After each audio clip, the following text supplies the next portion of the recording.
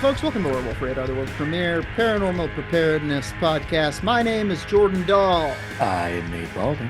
I am Roger Norquist. Today's episode of Werewolf Radar is brought to you by Monstroco Presents Them. What do? They come at night. They are efficient. What do they want? Whatever you want. They share your will. How much do they cost? Whatever you have. All you have. Them by Monstroco. I have them. They do taxes at night. Not always mine, but mine get done. Mm-hmm. Do you also dream of the Hollow Man? I dreamt several times of the Hollow Man and then stopped dreaming entirely. So it does end good. Yeah. Well, that's because the Hollow Man fills himself with your future dreams. It did seem he was feeding. But I'm assuming he's connected to them, but they get stuff done. Exactly. They get stuff done. They get it done. You wake up. They're darning my socks. They're nailing the bottoms of the soles to the shoes I haven't been able to finish. Nate's been backed up on uncobbled shoes for decades now. They are taking care of it night after night. They're working on my cholesterol. I don't know how they're doing it. I don't ask. I wake up with certain surgical scars, and I feel better. That's the other thing. Don't ask. Don't ask, don't tell. I know you want to ask. I know you have questions. Yeah, I mean, that's how you get a Hollow Man. Mm-hmm. That's how you get a Hollow Man. Asking too many questions. Them by Monstroco. What the fuck? How's everyone? Let's check in. Everyone. Show me your fingerprints. Show us your fingerprints down in the comments if you can. All right, everyone drop seems your to be social security human. number in the comments. Chat, drop those SSNs. Everybody Mother's passes. maiden name, that sort of thing. Standard hellos in the chats, you know. This is just how we say hello. This is a standard greeting, exchange of information in the year of our Lord 2026. I should mention our Lord is now a powerful AI. Yours is. Mine's still Zalthor, god of the fifth dimension. Sees him. I mean, sees him. What else do I say? Sees him. Can I go first? May I take the speaking skull? Yes, you may. For sure. I will take the speaking skull and I will affix it to one of my chakras and allow it to remain there for only this segment, and then it must diminish and go to another host. These are my stipulations. I bind thee. Okay, I want to talk to you guys. I'm going to Ireland. Oh. All right. You guys wait here. I'm going to Ireland on Wednesday. I'm very excited. Oh, that's right. We have music now, guys. So I'm going to Ireland, and in doing so, as is my way, I'm learning about lore. I'm learning about folklore. I'm reading a book right now, or actually, I'm audibling a book right now called Fairies, A Guide to the Celtic Fair Folk. And I have one coming up, which is a more classic book that I'm excited about called The Secret Commonwealth of Elves, Fauns, and Fairies by Robert Kirk. It's a book from 1780 something. So I've been getting into it, and I wanted to talk something about this week because it's where my head's been at. And we talk a lot about the Fae and about Fae folk. I'm learning about courts and such right now, but I wanted to touch on something that comes up a lot, particularly in the Irish folklore, which is the Tuatha Dé Danann. Do you guys know the Tuatha Dé Danann? It's spelled Tuatha Dé Danann. No. Yes, I am aware. Then educate me, the uninformed. So we're going to educate one another through an article on irishcentral.com that I found that just is just the very center of the Venn diagram of most of my interests right now. This is by Ali Isaac. It was written on March 5th of 2025. The Tuatha Dé Danann, were they Irish gods or aliens?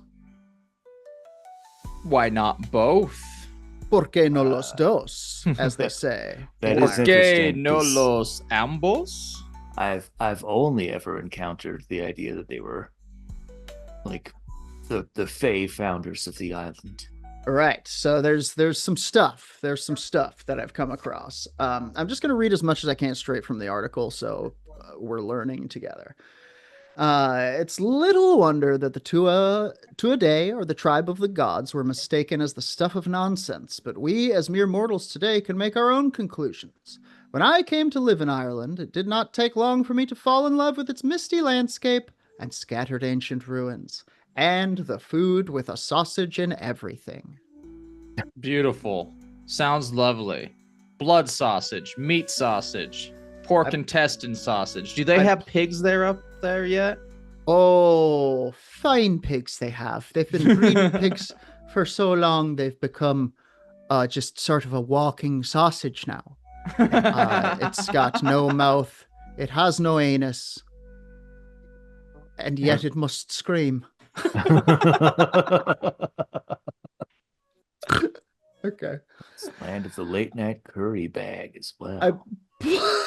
True, the spice bag, the curry bag, dude. I'm gonna go fucking crazy. Do you think Harlan Ellison would like that the only thing that we remember from him is I have no mouth and I must scream? Or is he happy?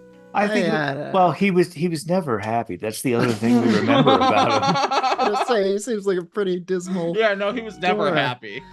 So they go on to say, I plunged into the world of the shadowy domain of Irish mythology, and shadowy it is. There's like 9 different chapters. There's like the Irish have like the Tuatha Dé Danann are one of several fantastic races to have invaded Ireland at some point.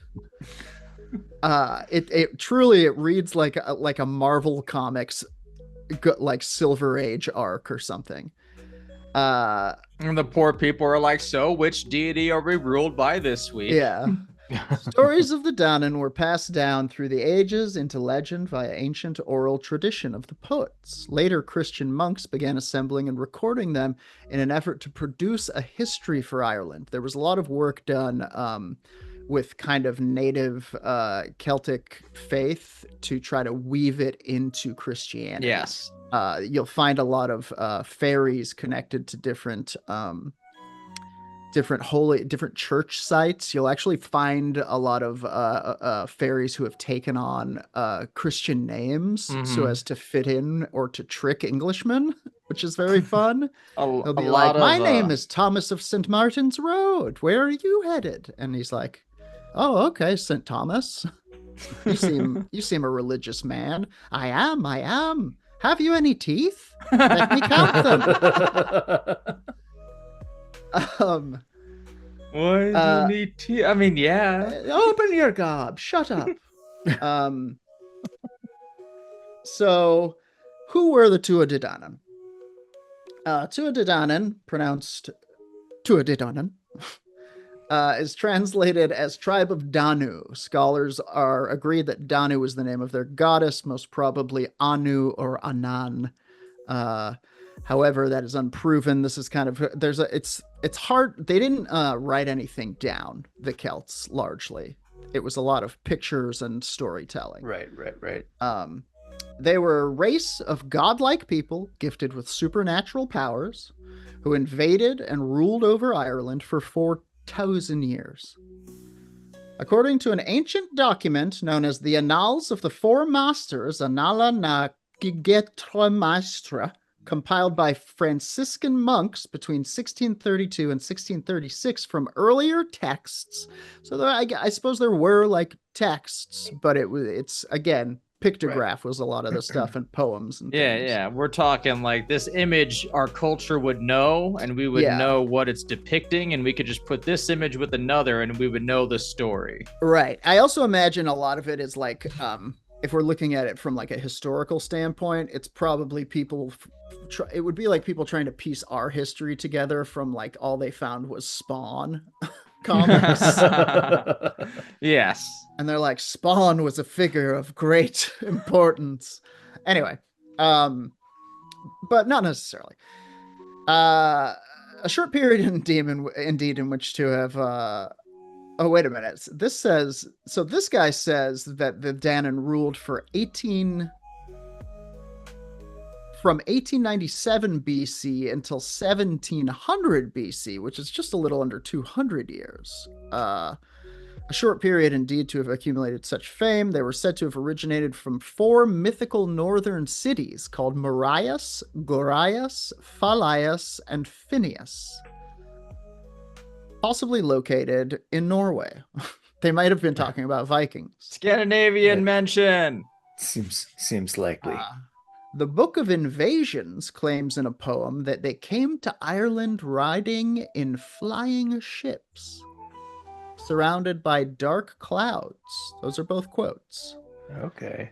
They landed on Sia Aniran, the Iron Mountain, in County Leitrim, where they, quote, brought a darkness over the sun lasting 3 days. There's a lovely line which illustrates perfectly the bewilderment felt towards these conquerors, as a quote, "The truth is not known beneath the sky of stars, whether they were of heaven or earth." Pretty that interesting sounds like stuff. your traditional, what's that other culture? I think the Incans, Australia? A lot of them, yeah. Yeah, there's a lot, and please correct us. I mean, there's this. You could also say this about the Hindu gods. Well, that was the Vermont, chariots. they were spaceship and land cities, but I think the Incas had their gods sail to them on flying ships. Sure. I could look it up and I could correct myself, but as you said, Nate, there's a bunch of cultures that have this flying ship. I think it's pretty common. Yeah. Sure. The I know what you're talking about. In the Mahabharata, they talk about flying ships having wars between the gods and the skies. There's a quote in the book that says we don't know if they came from heaven or earth. A later version of the story relegates the flying ships to mere sailing ships.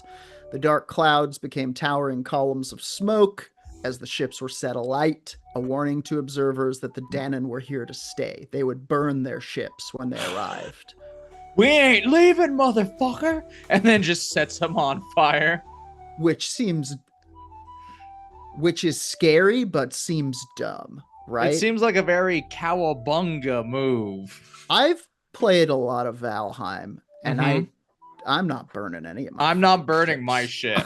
I'm escaping on my ship. I have 3 ships, and they're all fucking paramount to my survival. That being said, we did get to the point. Remember when we conquered the mountain where the frost dragon was? And I just was like, screw this terrain. I'm just going to build a bridge to the boss. Yeah. There are points to where you do get so good, and maybe they were that good to where they did say, cowabunga, we stay in here and burn their ships. I believe that's Hans de Leon also did that, because his crew was like, we're out here looking for what now? The Fountain of Youth? This myth? No, we're going back. And he was like, nope, no one's going back. Oh, wow. We die here and young, baby. Ponce de Leon, we will die as babies in the jungle. What did the Danann look like?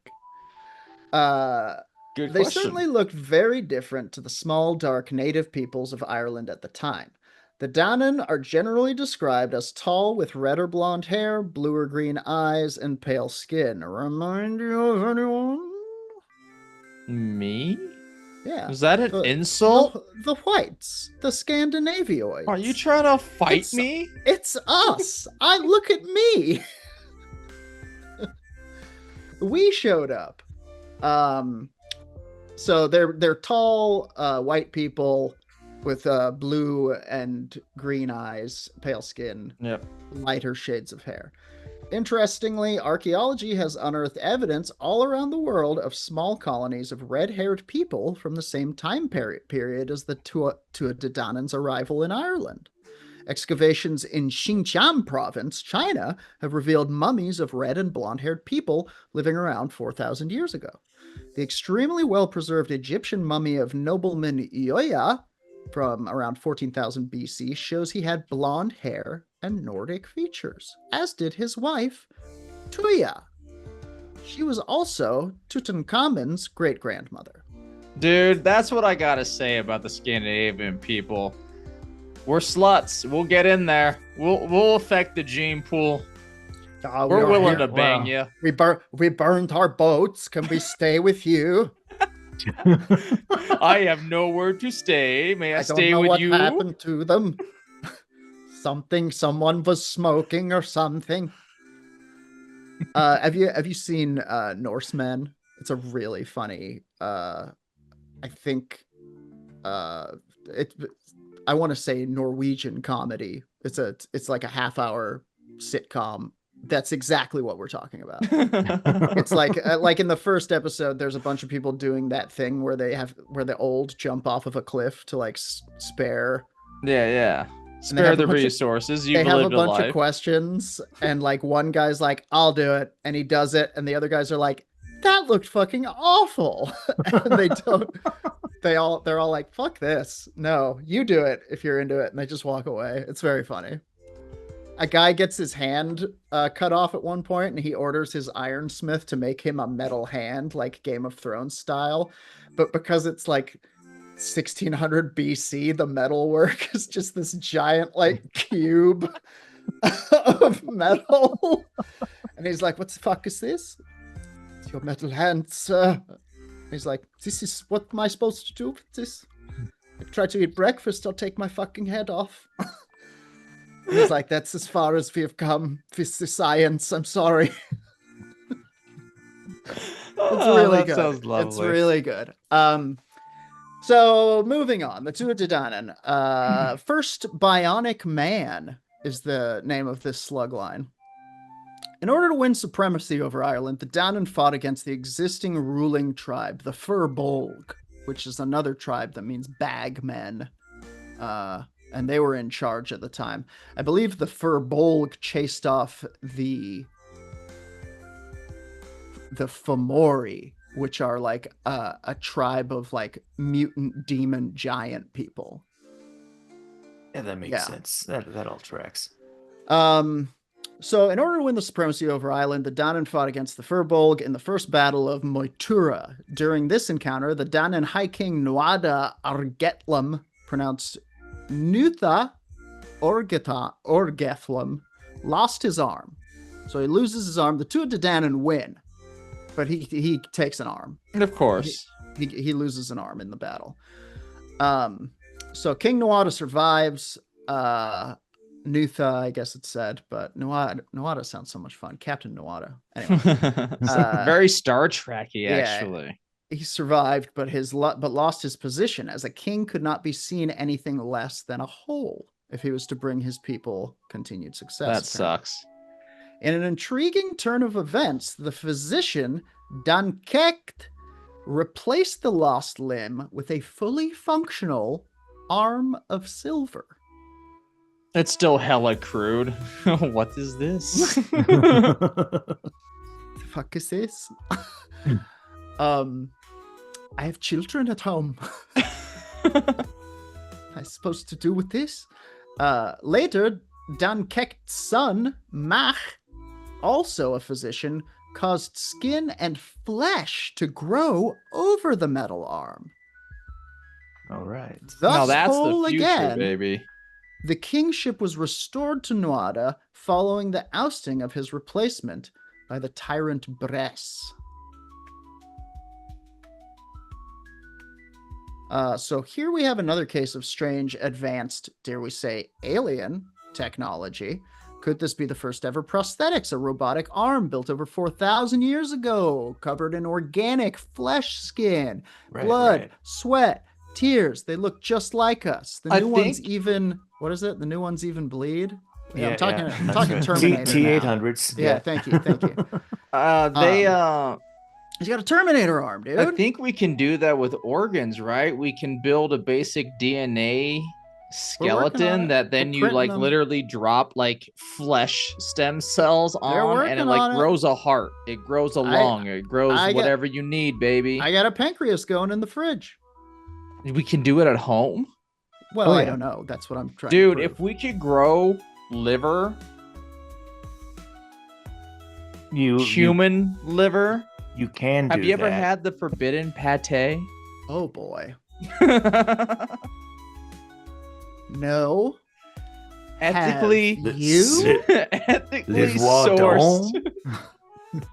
ethically sourced human pate. I'd try it. I would try it. I've thought about this. It's an upsetting thought experiment, but yeah, if there was a person who was like, "Oh, I've lived a life as a lovely gourmand. I've given myself fatty, delicious liver disease, and I shall die soon from it. What if we took a taste?" I'd be like, fucking all right. This seems like your last dream. I would have to be friends with them. I'm not eating just any old liver. You're eating a friend? I would have to eat a friend. I don't want to, who knows where that liver's been? Prions, etc. Anyway, we're getting away from the point. These guys made this dude an arm. They gave him a Terminator arm. That's pretty cool. Spawn was very important deity to the people of the 1990s. Sorry. And then he made a deal with the devil of their society, and he became the hero they needed. John Leguizamo was involved tangentially. So they also, this is one of my favorite bits, the 4 treasures of the Iron. The Danann brought special equipment with them. They had war gear, dudes. In addition to a silver arm, flying ships, fucking techno magi who regrow flesh for you. They also had something called the Sword of Light.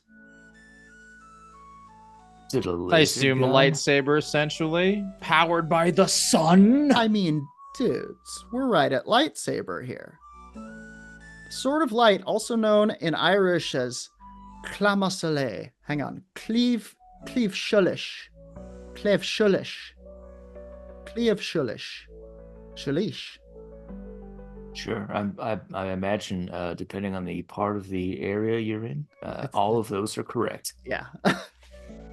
Whether you're north of this street in this town or slightly to the south and left of it. Yeah. It was said to have been made by Uishas in the northern city of Findius and brought to Ireland by Nuada. And that no one ever escaped from it once it was drawn against them. It is also described as, quote, glowing white torch, as a glowing white torch. The similarities to the imaginary lightsaber are quite striking. Could the sword have been some kind of futuristic laser weapon? Or the nano sword from Deus Ex. That's exactly what it sounds like. Yeah, buddy. Welcome to Tuatha Dé Danann. Lug's spear is another artifact. Also known as the finest/famous yew of the wood. Said to have been made by Esrus in the northern city of Gorius. Lug used it to kill his Fomorian grandfather. So Lug was a hero of the Tuatha Dé Danann, and his grandfather was one of these demonic giants. He has a great big eye, in fact, and a lot of people kind of connect the tale of Lug and his grandfather to J.R.R. Tolkien's Sauron, and Sauron is a big eye in the sky. Right. His rehandling of that particular Celtic. He did love the Celtic people. So I think. Lug used it to kill his Fomorian grandfather, the giant King Baelor, at the Second Battle of Moytura. It has been suggested that Lug's spear, the spear Crimal, which blinded Cormac Machert, rendering him unfit, aka not whole, for rule, and the Lewin Celt chair are one and the same weapon. So if any of you were confused between the spear of Crimal and the Lewin Celt chair, they may be the same thing. Now, the Lewin Celt chair have confused a chair and a spear before, so no shade. Boy, what a summer that was, huh? I, yes, did go to the hospital. I am feeling better. One of those butt casts on. You went crazy in a room, a la Rear Window. So if you don't know what that is, the Lewin Celt chair is a fascinating legend. It is a long, fiery lance from which sparks as big as eggs flew. When the spear heat takes hold of it, in order to prevent the flames on the tip from consuming the shaft and the warrior holding it, the spearhead was dipped into a cauldron of mysterious sorcerous liquid. In the destruction of Daderga's hostel, a saga of the Ulster cycle of mythology, the Lewin Celt chair is claimed to have been discovered at the Battle of Moytura, the same battle where Lug killed Baelor. This spear, then, could well be Lug's, and seems to possess many of the qualities of the Sword of Light. So we've got a Sword of Light, we've got a spear which shoots sparks. It kind of sounds like they're interpreting a gun. Yeah. That's my hot take. When you see those old Chinese rifles that are like long spears, you know? Mm-hmm. Yeah, the first projectile weapons were very spear-like. They basically shot a spear. Yeah. There's also something known as Dagda's Cauldron. Dagda's. Also known as the Cauldron of Plenty, pronounced in Irish as Cuira Onsik. It was made by Semius of the northern city of Murias. Not much is known about this vessel, although it was thought to have the power to bring the dead back to life. That's what I'm talking about. Necromancy used for profit. And that none would go from it unsatisfied. All right. That's what I'm talking about. Necromancy used for love. Dr. Ulf Erlingson has suggested that the giant stone basin found in the eastern passage of the central mound at North, part of the Newgrange complex, could be Dagda's Cauldron, and that the concentric circular design depicted on it could be a map of Atlantis as described by Plato.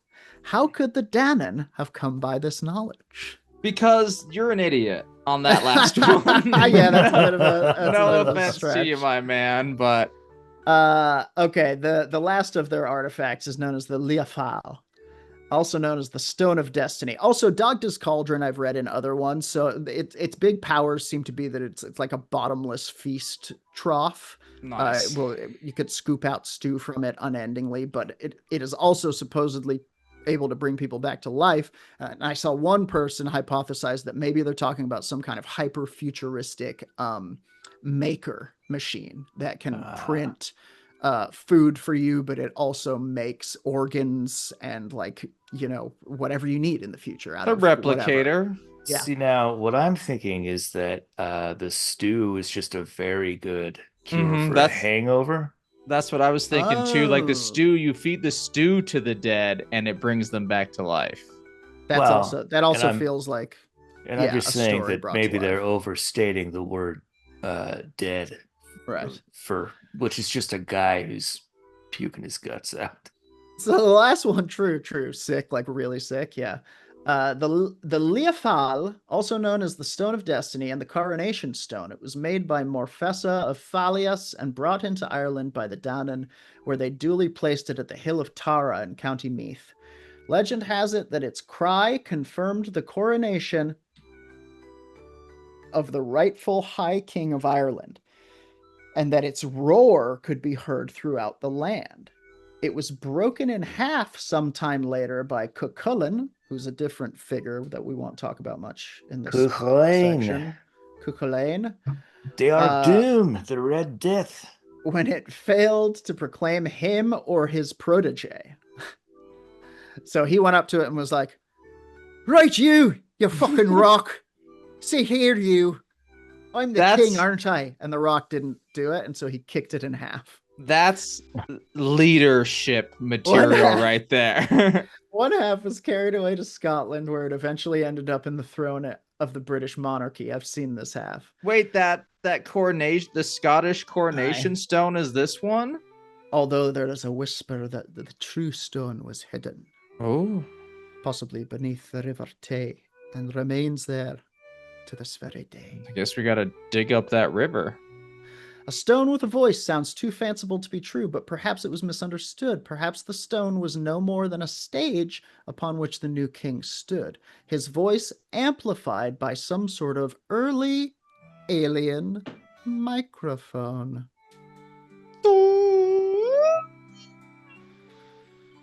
So they also famously came from another world where everybody stayed young all the time, which was called Tir na Nog.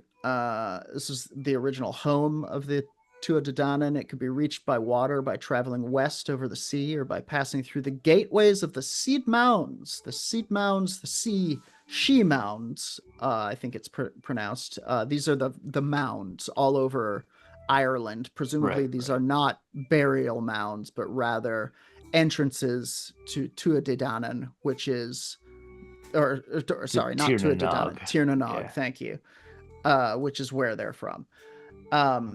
So it is perhaps the most interesting aspect of the magical realm is not the eternal youth, beauty, joy, and plenty it represents, but the passage of time attributed to it. In Tir na Nog, time seems to stand still, while in the mortal world it passes in the blink of an eye. The story of Oisin Finn Macamhail's son and his otherworld lover Niam illustrates this perfectly. After only 3 blissful years in the magical realm, Oisin returns home to find 300 years have passed, which is how space-time travel would work. Yeah, exactly. When he falls from his horse and his feet touch Ireland's soil, age catches up with him, and he dies an old man. But that is not how time dilation of space travel works. The idea of infinite paradise where no one grows old and time has no meaning has parallels with space travel, alternate dimensions, and even the mundane, such as advancements in healthcare and medicine.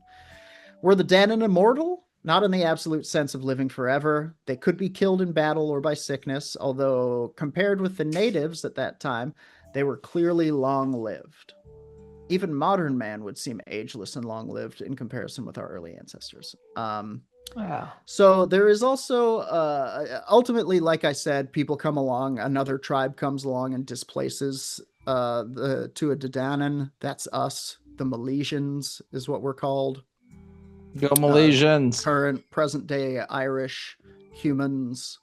The Danann were defeated in 2 battles by the Milesians, who scholars alike agree were the first Gauls in Ireland. Not only were the Danann defeated by military might, but by cunning too. It was agreed that the new invaders and the Danann would each rule half of Ireland, and so it was that Amergin of the Milesians chose that half of Ireland which lay above ground. Like not west and east, they're talking above ground and under. Leaving the Danann to retreat below. That's a solid trick on the Fae. They were led away to their new domain via the She Mounds by Manannan, god of the sea, who then shielded them from mortal eyes by raising an enchanted mist known as the Fefia, or cloak of concealment. As time passed, they became known as the She, Ireland's fairy folk. So, gods are aliens. To one who observes without understanding, even an airplane flying through the sky carrying people in its belly to far distant, unimaginable lands seems like a powerful magic. So does flicking a light switch, a television screen, a mobile phone. The plane becomes a ship transported on dark clouds. A television screen becomes a vision, the phone and a stone that speaks. Perhaps an oracle giving advice direct from the gods. Those who manipulate such magic must surely be gods themselves. They look like gods with their height, and their red gold hair, and sky blue eyes, their abs, their greasy, greasy abs, and those muscles right here. And they're wearing Speedos and carrying a bow staff. I don't know where this is going, but it goes on like this for some time. Seems like a Ninja Turtle thing. They wield fiery, powerful weapons. They appear to be ageless and immortal. They are wise and beautiful and fearsome. Danann magic can be explained, though not proven as technology, misunderstood by the local population. Whether it was man-made or alien-made is debatable. It was certainly possible that these were migrating people from advanced civilizations in our world, perhaps displaced by a great flood if you will, searching out new homes, bringing with them what remained of their knowledge and technology. I also believe that, quote, we are not alone in this great cosmos, and that visits from the other worlds and dimensions cannot be ruled out, with which I have to agree. I agree with that. Yeah, or perhaps they say at the very end, it was magic after all. A force which, having no comprehension of, we seek to deny. Bravo. Beautiful. So there you go. That was an interesting article that I found at irishcentral.com about the Tuatha Dé Danann. Pretty cool stuff. Feels like they'll probably make a Marvel-style movie out of this at some point. But will it have a story? It remains to be seen. I release the speaking skull from my chakra. Oh, feels good. Excellent. Cast it out. Nate, may I take the skull? Sure. Can I? All right. I want to throw down one thing here. Yes. It's not my joke, but it's a very funny joke. It's related to, we were talking about Irish language stuff that I found on the old Blue Sky there. Here's old Welsh literature.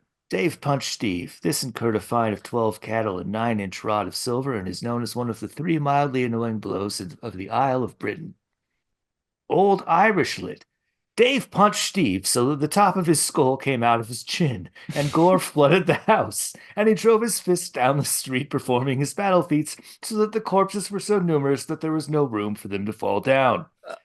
It was like the fox among the hens and the oncoming tide, and that time Emily had 8 drinks when we all know she should stop at 6.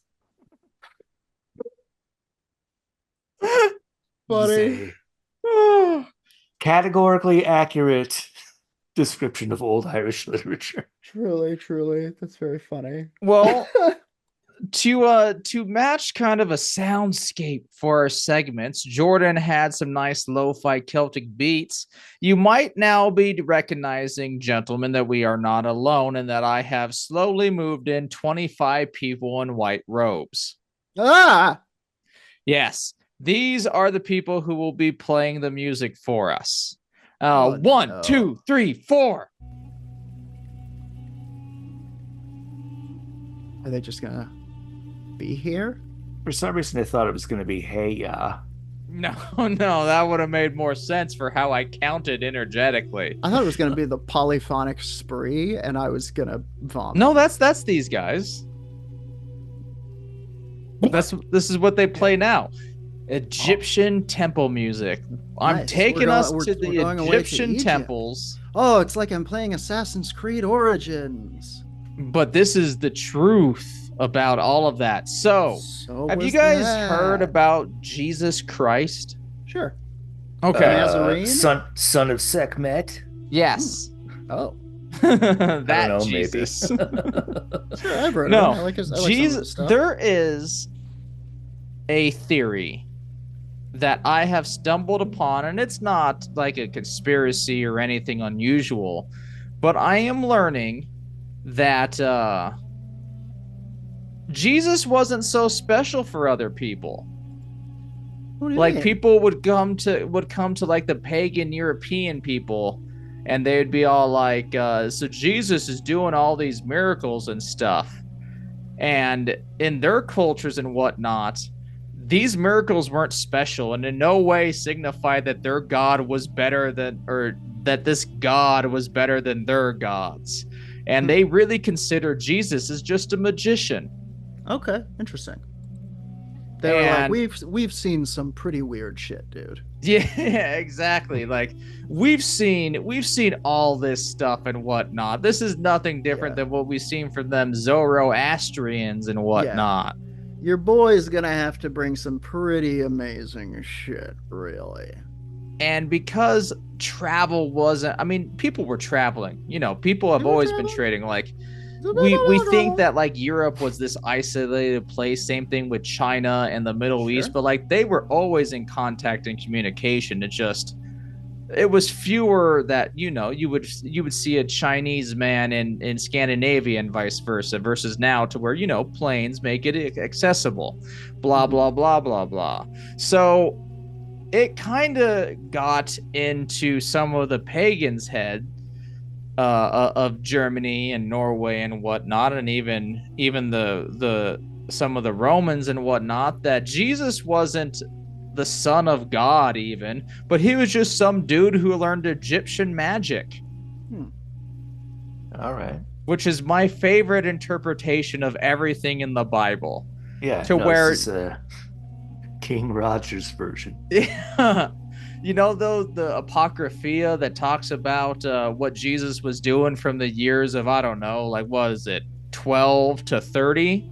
Sure. Yeah, we don't know what he's doing until I think, well, it's like his mid to late 20s, because he's killed at 32. 33 maybe. I don't remember. Yeah, sure. 30 something. Jesus the Lost Years. These are the lost years. Yeah. We know what he was doing with this theory. The J-Man was in Egypt learning magic. Which is, I think, something crazy to think about, that in the ancient times, there was a belief that you could just learn magic in Egypt. Like the same stuff Moses was doing. In fact, maybe even a tourist guide ad for Egypt, where it was going like, come learn the same snake tricks as Moses. Visit Egypt. Do the shit Moses is doing. Yeah. This was a funny thing that got me to it. I don't know how to share with it, but it's basically, I'll put it up on the screen in editing maybe, but it's a picture of, I don't know any of the Harry Potter characters. Nor should you. The big guy who says, Harry, you're a wizard. Hagrid. It's Hagrid going, as pagans, you're a wizard, Jesus. Fuck yeah. So I learned about this theory, and it was pretty interesting. Not to insult or even make fun of anyone's religion and whatnot, but it was an interesting theory that got me looking into everything. And now let's jump from Reddit to... And it doesn't even have to be a theory. I mean, I think it's probably safe to assume that when people heard about these feats that a person was doing... Especially happening in the area where the man's at? They would, if it was fairly common knowledge that there's just magicians, there were these Egyptian magicians roaming the world. I guess Zoroastrian rituals, and this is me taking someone at their face, not doing research on their sources. But word on the street is that sometimes other cultures' rituals were so foreign that like they were just magic to other cultures. Sure. Right. Well, thus we have the word magi from Zoroastrian practices when you brought into Greek, to we're like, no, these are magicians. They're doing magic. I mean, truly, like, imagine if you sent David Copperfield back, or David Blaine, any of the Davids, back to like the time of magic and gods and monsters. But they would worship him or kill him instantly. It's one of the two. Not really a middle ground. Kind of the options for magic being received. There's not like you perform some magic, they pay you a living wage, and then you have a successful family that you can nurture. It really is. Right. If you were just doing it in the street, you're getting clubbed to death by people immediately. Yeah. But if you're doing it in an amphitheater, now it's a show. Exactly. You're getting patronage out of this. Exactly. So it's a very interesting interpretation, and I think some interesting stuff that kind of gets buried with Christianity being the predominant religion of Western, with paganism finally coming back, baby. But how a lot of people's cultural ancestors did not just accept Jesus by seeing the light of him, but went like, nah, I know a magician from Egypt when I see one. Sure. In no way am I going to stop following my gods. Right. Prove your gods better. Yeah. Now, and so you got to do some stunts. So you got to do some stunts. Right. But anyway, once again, not going into religion and how my beliefs on it, and some laughing at what people might believe. Let's learn about Egyptian magic. Let's become Jesus. Fully secular Jesusification. Let's become secular Jesuses, which is what I'm gonna call all magicians from now on. I'm a secular Jesusist. So this comes to us, and I don't know if this is accurate or whatnot. It's written by Wendy Bradfield, and it is from the website Egypt Ever After, and it is the beginner's guide to magic in ancient Egypt. Are we ready to blow the doors off of some spell casting older than all of our cultures put together? Yeah, let's melt the locks. I mean, written off history of that now. We're not tome. talking proper history. I think I am. I mean, I was. I think it's weird that Western cultures, especially in Europe, think they're so advanced, but they've only had writing for like 1,000 years. That's hyperbole, but like Egypt goes back. But I mean, we made Die Hard with it. Where are you, ancient Egyptian world? Die Hard. Yeah. Which I'm sure Irish they do mythology? have. Got it. I'm sure they do have it, by the way. It seems like something that carries over. If I know anything, the language of film is universal, and the language of Die Hard. It's universal. Truth. So from Wendy Bradford, did you know ancient Egyptian magic started with the pharaoh? Magic wasn't entertainment. It was used by the locals, the priests, priestesses, pharaohs, and we're learning Jesus. Magic, or Heka, as it was known, was considered a natural force present throughout the universe. I guess like the force, it was just kind of something that made things go. Sure. I mean, that's pretty common beliefs among any sort of spell casting school. There's sort of a universal animus that can be manipulated. It cured the sick, protected the young, destroyed your enemies, restored balance, protection from demons, even angry gods and curses. You know, like magic was your religion, I guess. Yeah. For lack of a better word, right. because like religion wasn't really even a concept in this as we understand it for the Egyptians. It would be like your somewhat organized dogma. The king was referred to as Heko. I am taking this on a lot of credit. I doubt Wendy Bradfield is an Egyptologist. Hit us in the comments. Or possessor of magic. They didn't necessarily perform magic, but having descended from the gods, the pharaoh was thought to be comprised of magic within their body, which very much fits more so as the pharaoh being a deity. Thus, the pharaohs were pretty skilled. They had wands. People, this is where magic wands come from. Interesting. Wands were symbols of authority used by magicians to summon and control powerful beings. The Ankh, for example, I think was a wand that people would craft themselves / buy. Let's say buy as well. Although wands were sometimes included among grave goods to protect the dead, they're mainly shown with nurses, suggesting they were used in birth and healing rituals. I would like to share, but I'm sharing audio. We didn't think it through, Jordan. Abort. It is a like ivory boomerang like looking thing with Egyptian deities in their animal and human animal form. A frog with a knife, a chimera leopard, the hippopotamus god with a staff. I think Anubis is here. The whole shebang-a-bang. Oh, and they used hippo ivory. Oh. Because hippos are frightening. Yeah. Demons, if you will. Look, they're charging, man. Hippos be charging. So they had wands and everything. Very familiar. I'm beginning to think that a lot of what we understand as magic comes from Egypt, like a pretty one-to-one crossover. Amulets and talismans.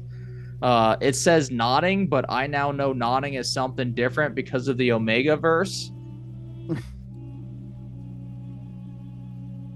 Knots were widely used as amulets because the Egyptians believe they are bound and released magic. I'm sure a lot of other cultures fancied knots for similar reasons. They are cryptic and fun to look at. I mean, you can find there's like modern Appalachian magic that's all about storing things in knots. Yeah, knots were widely used magic. By tying a knot in a strip of linen, a magician could create a simple amulet to let them help someone in difficulty. Like a boon ready to go, ready to slap that baby on your wrist and go, I'm ready to help you, neighbor. Okay. Some cloth had drawings on them and were tied while magic spells were spoken. The number of gods on a strip of cloth corresponded. Fireball. Fireball. Lightning bolt. The number of gods on a strip often corresponded to the number of knots. So each knot could be its own unique power, just not a series magnifying the same power. You really tie up make a powerful strip of linen. Each knot strengthened magic and increased power of the gods drawn on the linen. A knot was worn as an amulet who needed its power. So I'm sure there were maybe, as a culture, as I think we would do it now, you would have as we would have a jewelry box, a knot box filled for whatever you needed throughout the day or week, Okay. Well, it kind of reminds me too. It seems not dissimilar from a rosary to bring it back to Christ the Egyptian magician. Nah. So not just anyone, though, could perform spells. And I think that's something we have. You had to be the son of God. Yeah, we have our amulets which have power that I think locals could tap into, but these are not spells. Spells, you needed a skilled magician, such as the J-Man, to conjure protection from the gods. One of these titles was given to those who practice magic was Master of Secrets. Oh, cool. A Master of Secrets understood that incantations must be spoken in a specific order at the precise moment. Are we ready to learn the basics? We are going to Egyptian magic school, everyone. Are you ready for your first proper lesson to be able to speak the spells? Let's have it, Professor Norquist. There are 3 elements to your ancient Egyptian magic. We have Jedmedu, or words to be said, an incantation. The Jedmedu. Okay. A gesture. Vocal element. Yes. Right? I forgot what it's called in D&D. I think it is just vocal. Yeah, but they had like a fancy old-timey word for it, A gesture or an action. So it's words with physical movement. Now that would be somatic components in Dungeons and Dragons. Yes. A physical object which bridges words and actions together. A wand, a staff, what am I trying to say? Not an artifact, but an anchor, a focus is what I'm trying to say. Right. Now, what might you find in an ancient Egyptian magician's toolbox? Write this down, everyone. This is what you're going to need to carry in I assume, sheep bladder. Sure. That way it's watertight. You don't want any of this being ruined. Right, we're going to want a full set of Allen wrenches. Yeah. We're going to need a flathead, and a Phillips screwdriver. Right. No, you need papyrus scrolls with magic spells already written on there. Wax or wood figures, I would suggest carrying both, but you are then going to increase your weight. Wands, as we discussed, and amulets. This is going to help you just kind of throughout your day. Jesus, I think, carried all of these. If you've read the Bible like I have, I remember Jesus always putting his wax figures in his backpack and making sure they're secure. Yeah, he had a pretty solid Patagonia pack last 25 years. Now that's just kind of what you want to have. There of course are some now textbooks which you unfortunately have to buy at the school bookstore. Yes, prices are inflated, and you are going to need the most recent edition. If you have the old edition, you will probably fail because the page numbers don't line up exactly. The Book of the Dead. So we've probably have heard of this before, but here's kind of what it is. The Book of the Dead is a how-to guide for safe passage through the underworld to eternal life. Very important, but there are also a number of spells that were like, you need this. This is what to have. In our economy, in our death-based economy, these are the spells to have. Right. The pharaoh was often buried with these spells, but it really seems, as we have learned before with ancient Egyptian curses, that it really was a belief and a belief and a passion with the right wording, you know? To where even though there is this formal stuff, and like a wand's going to do great stuff, and we'll add in just a moment, but you